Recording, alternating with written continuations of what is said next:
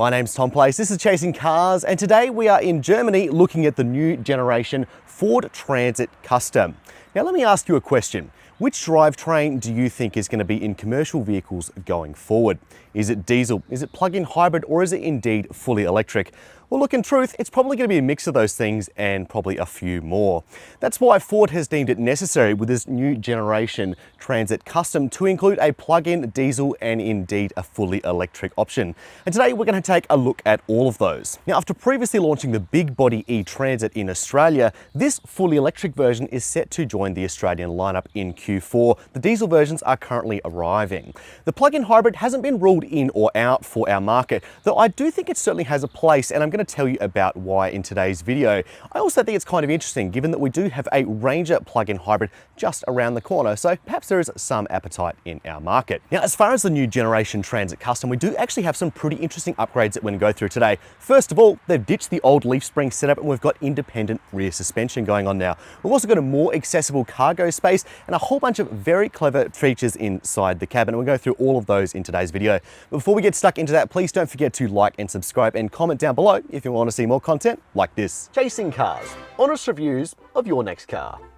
Brought to you by Budget Direct. It's hard to really underplay how big the Transit Custom range is. There's so many drivetrains and so many different variants. Us in Australia, we're more focusing on the lower end of the spectrum. There's the Trend, there's the Limited, and there's the Sport that's beside me with all these very cool racing stripes. Unfortunately, this one's not coming to Australia, but we are getting the very cool 160 kilowatt motor that's under the bonnet here. There's also the MSRT above that, which takes things up to another gear, but that's certainly not bound for our market just yet. So we're also getting the long wheelbase version of this e-Transit Custom. We're getting the short and long wheelbase versions in the diesel. It's about 5.8 cubic meters in the short wheelbase and about 6.8 in the long wheelbase. For the e-Transit Custom, we also get the option of a high roof, which expands that capacity up to 9 cubic meters. Now, one of the key upgrades they've actually made for the Transit Custom in this new generation is they've lowered the height to under 2 meters. That's pretty good for livability purposes. If you want to go swing by the shops on the way home from work, you can now do that without getting a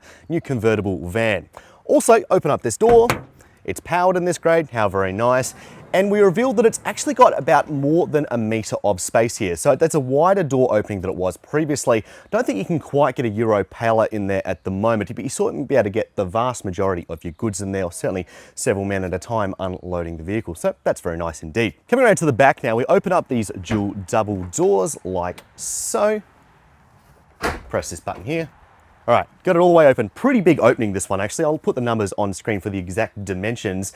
And we've got a pretty big back area here. But the thing I want to point out is the fact that we now have Pro Power on board, which is essentially Ford's name for a traditional 3-pin socket. But not all 3-pin sockets are created equal, and this one has a good amount of punch behind it. Puts out 2.3 kilowatts, which should be enough to keep your tools going during the day or charge things up when you're on the move. So this being the electric version, it does have a bigger battery behind it to support it, and obviously that will be draining a little bit of your range, but I don't think to a significant degree. Interestingly, that's not available on the diesel, but it is available on the plug-in hybrid, which I do think builds the merits for opting for that drivetrain if you're not quite ready to go for the full electric experience. Now, as you can see in the back here, we've got 400 kilos strapped down, and we are going to be driving with that today. So I'm going to give you an experience of what it's like to drive this vehicle laden. Now, one big negative with the e-Transit Custom is the fact that it doesn't carry a spare wheel. And as a work vehicle, I don't really think that's acceptable at all, even as a passenger vehicle personally. However, Ford insists they're not really seeing that demand for a spare wheel from their customers. Are they right? Let me know in the comments down below.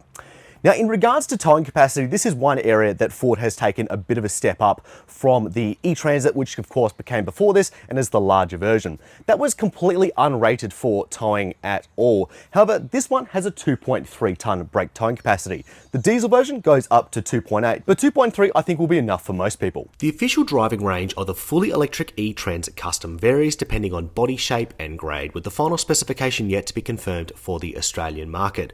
But Ford quotes a range figure of up to 337 kilometers, meaning it's got slightly longer legs than the larger e-Transit, which is less aerodynamic. Ford says the driving range is up to 4 times longer than the average daily driving distance covered by its customers in Europe, though our usage in Australia may differ and cargo weight is also likely to decrease range, so it may not be the workhorse for everyone. So being a shorter range vehicle, I'm sure you're curious as to the charging times, and once the battery goes flat, it is mostly good news here.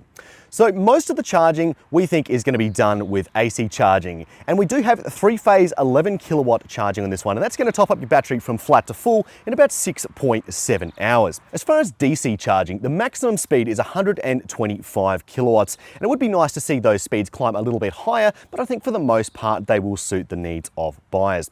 So if you're going from about 10 to 80%, that's going to take about 39 minutes, so something you could probably squeeze into a lunch break. Or if you've only got time for a quick stop of about 10 minutes, Ford says in their laboratory testing, they've seen about 82 kilometers added, so probably enough to do an errand or two. However, the one thing I do think separates Ford from some of the competition is they're setting up this new software system designed for fleet operators to monitor where their cars are going, how much state of charge they've got left, do they have enough to finish their job, and do they need to factor in stops and other things like that, and also monitor the battery condition of the vehicle so we don't have to worry about these conversations later on or schedule servicing for times that are inconvenient. And on the topic of servicing, this is another interesting one. So we don't currently have confirmation this will come to Australia, but in Europe they've currently got a service interval of 2 years and unlimited kilometers, which means less time in the shop and more time on the road. And I really do hope that brings that to Australia, because that is a fantastic innovation there. Jumping into the inside of the E-Transit Custom now, and look, you know, this is a van, it's nothing particularly glamorous and it's not meant to be. But there are a number of clever features and I think good fundamentals in here that do make it a good everyday vehicle. Number one, we've got a fairly traditional layout. We do have some scratchy plastics around here. We've got things like cup holders, places to actually keep your stuff along here, though there is no specific roof storage like you do see in some vans. And this little pop-out cup holder, that's very nice. And a bunch of both USB-C and both USB-A. It's great to have the ability to have both of those different port kinds, I think personally. Also got a 12-volt socket down here. Also, we have a number of these accessory plugs down here, which are designed specifically that when you mount them into the dash, you don't have to go drilling holes in your dashboard, compromising resale value. So, you know, great to see you can have some modification of your own without butchering up the dashboard too much. Now, this is a Euro specification vehicle, I should point out, and things might differ by the time it gets to the Australian market, but there are a number of things that will carry over to our models. And one of them is the massive 13-inch touchscreen that we've got in here. It runs Sync 4, the latest version of that, and it really is quite a good software system. I haven't encountered any bugs or much lag in my use over the last few days. It also brings with it wireless Apple CarPlay and wireless Android Auto. Great to see some manufacturers moving up to that, so you don't have to faff about with some damn cable as you're getting in and out of the car hundreds of times a day. I will say though, the one thing I don't really think is a great idea about this setup is the fact that we've got climate controls integrated into the screen. I know I complain about this all the time, but I do think it is something which is especially important in a commercial vehicle. Even though the functions themselves are actually really well designed and they do perform really well and they're easy to understand, etc., etc., if you've got stuff all over your hands, you're either gonna struggle to get this touchscreen to work properly, or you're just gonna have a really dirty touchscreen really quickly. It's not really a great match, I personally don't think. Now, directly in front of me, we have a separate digital driver's display, and you'll likely be familiar with this one as it's the same unit found inside the Ranger in the lower grades.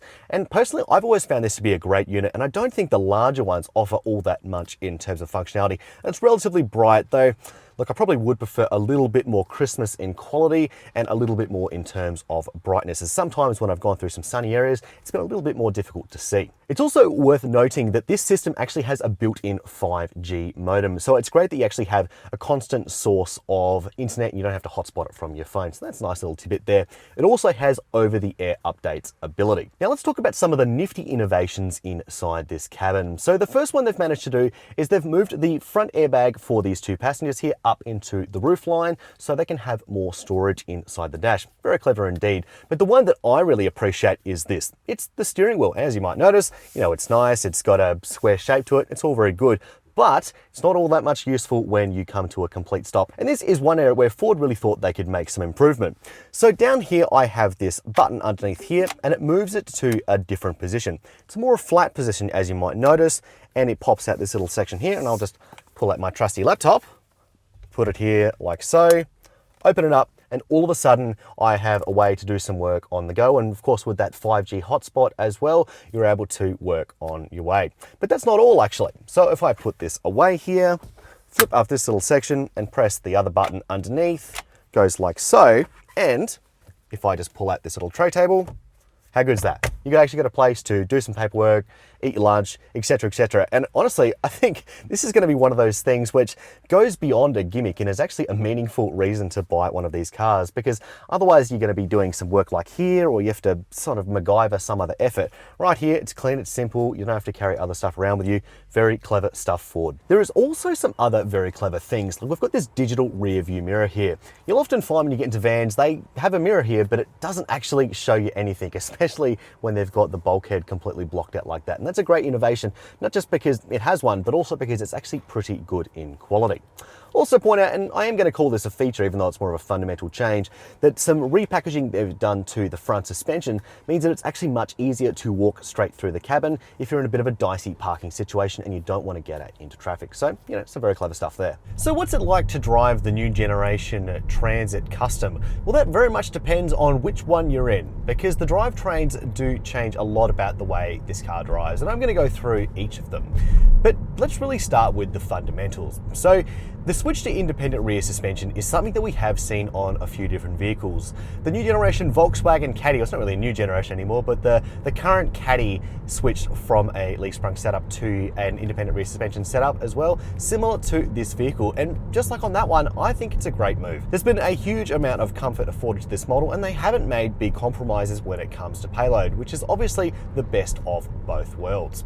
I think it's especially good when it comes to driving vehicles like this unladen, because yes, they do need to be designed to take a good amount of weight on board and drive normally, but there's also a lot of times when you're going to be driving it completely empty. You know, it's the way that delivery drivers work, for example.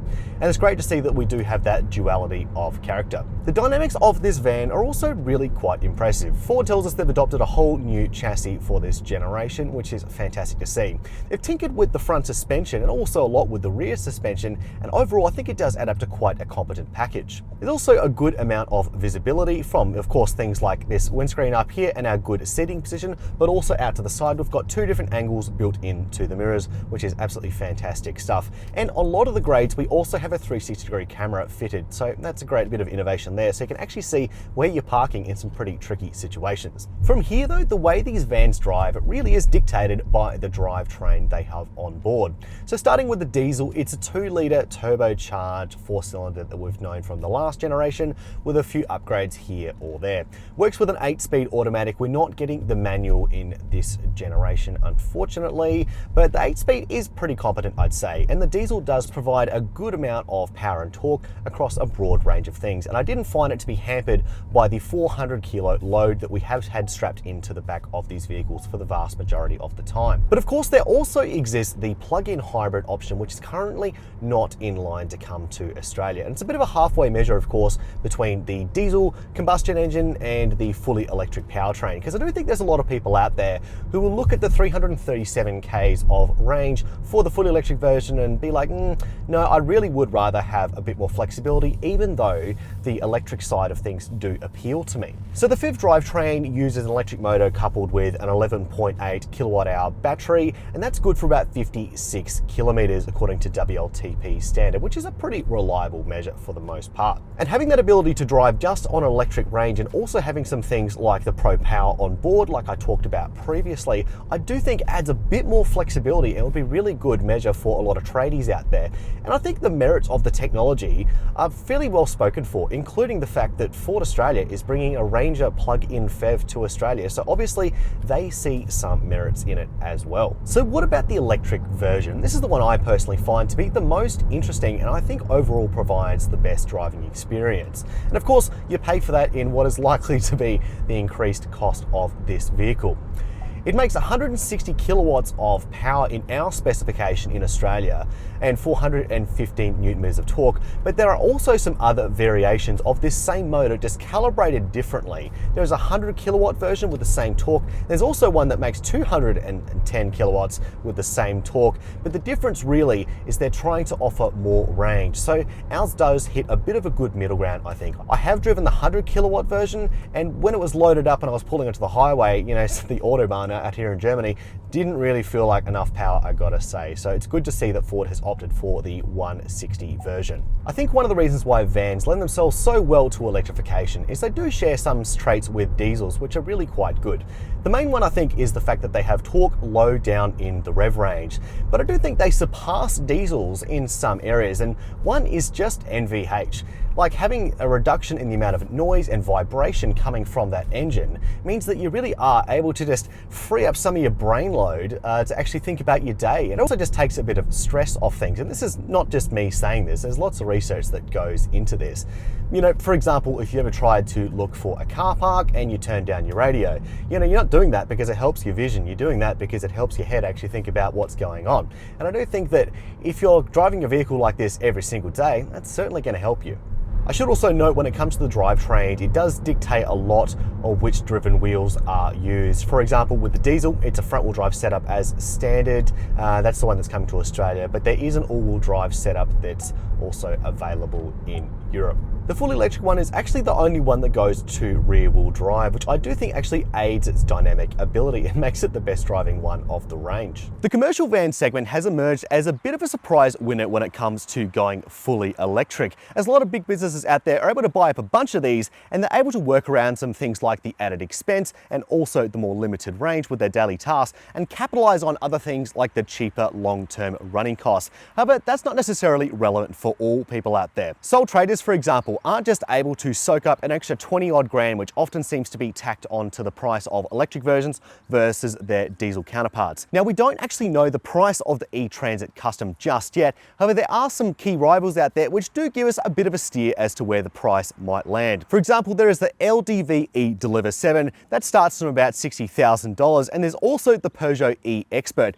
that's about $80,000. And we do expect the E-Transit Custom to be on the higher end of that range. Though I will say, having a brief look at the spec sheets of all three models, it does seem that the E-Transit Custom does pull ahead with some key advantages in payload and towing and other things like that. I think importantly as well, there are actually some key advantages by going fully electric. It's quiet, it's quick, these models, and also when you have a look at things like cargo space, towing capacity, and payload, the differences are either negligible or nothing at all, and it's great to see some innovation in that respect. But also looking at the Transit Custom range more broadly, we've seen some great innovations, not just in the fact they offer such a broad array of drivetrains to choose from, but also the fact we have things like independent rear suspension, we have more safety kit than we did before, and also that interior I think is really quite clever, and it's changed in some meaningful ways, not just gimmicks. But look, anyway, that's just been my thoughts on the Transit Custom range today. What do you think? Are you in the business and looking for a new van? And does this stick out to you in particular? Which one would you go for? Diesel, plug-in hybrid, or would you indeed go full electric? Let me know in those comments down below. Don't forget to like this video and subscribe if you want more. But for now, that's all. Thank you for watching Chasing Cars.